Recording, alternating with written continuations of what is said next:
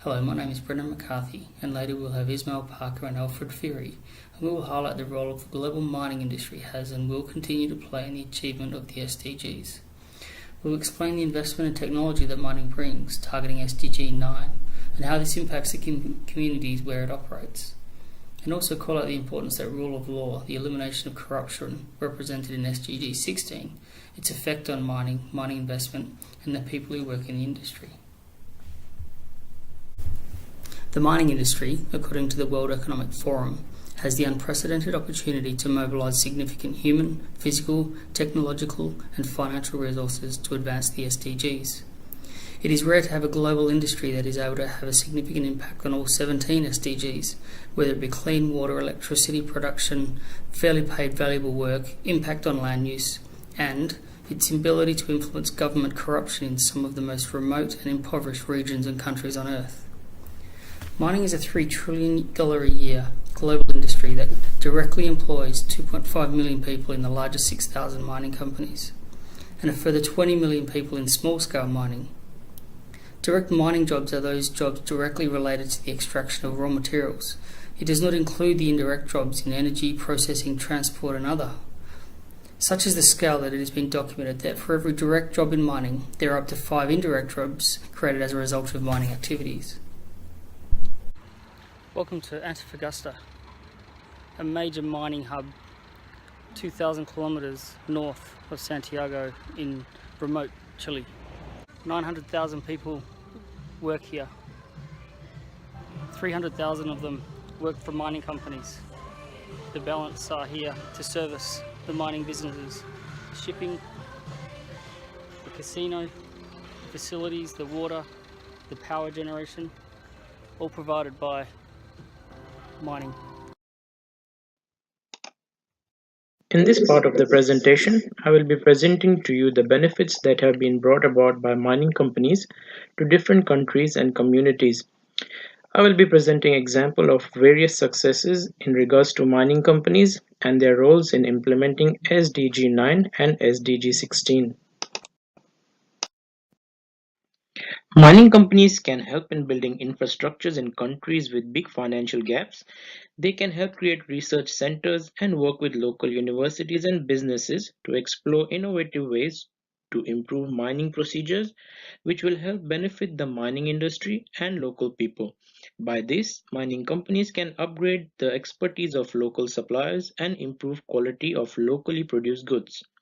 Mining companies can share rails, roadways, power, water, and other information and communication technologies with the local communities. All these activities will help enforce companies the targets laid out by UN for SDG 9, which is industry, innovation, and infrastructure.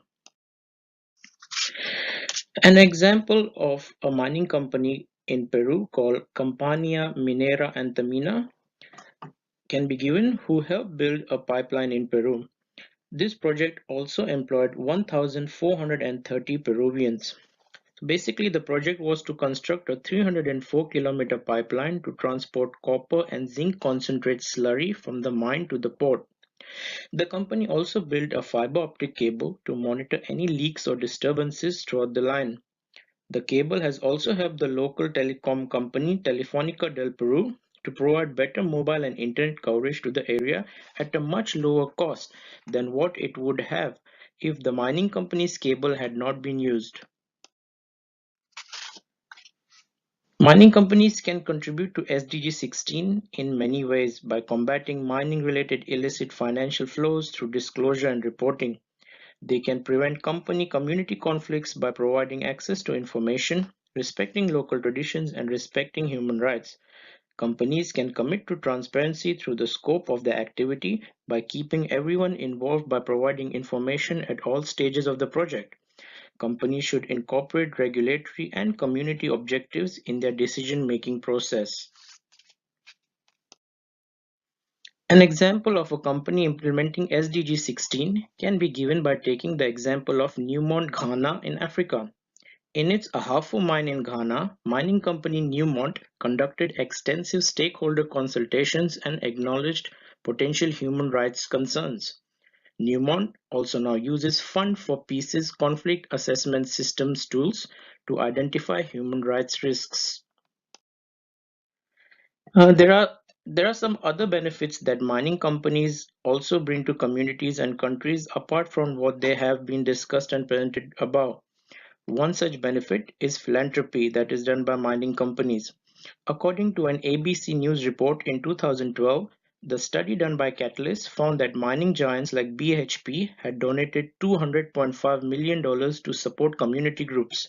On the other hand, Rio Tinto had also donated an impressive $166 million to local communities. This presentation on mining effects on Zambia covers most of the Sustainable Development Goals. Zambia is rich in mineral resources, and the booming copper industry has helped rapid economic growth. Mining generates foreign exchange and government revenue and employment.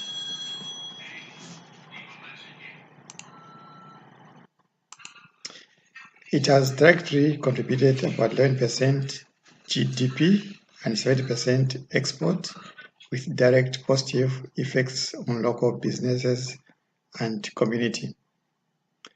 Mining also imposes social, environmental, infrastructure, and health costs on local communities.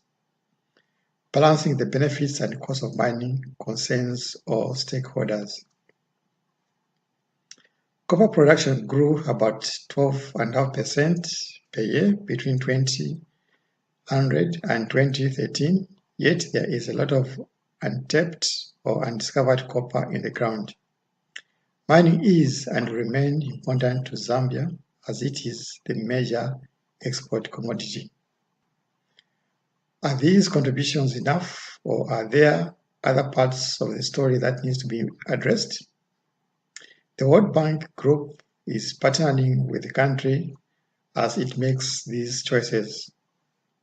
The World Bank fits Zambia economic brief, making mining work for Zambia, analysis the economic, environmental, and health dimensions of mining. Mining companies have contributed about 16% of Zambian revenue over the past 4 years, thanks to the billions of dollars invested in the past decade. Mining and taxes revenue could double this year, but this production could slow down without new investment. How can a country design a tax regime to attract new investment, whilst making sure that Zambia gets its fair share from its mineral resources? This requires a thorough analysis of different taxes and their effects on production, profits, and revenue. It must strike a balance between short-term revenue, needs, and long-term objectives. Zambia needs to address the environmental impact of mining. Copper smelter releases emissions. These can cause acid rain, soil erosion, and crop damage. Tests have shown highly elevated concentration of dissolved copper and cobalt in the rivers.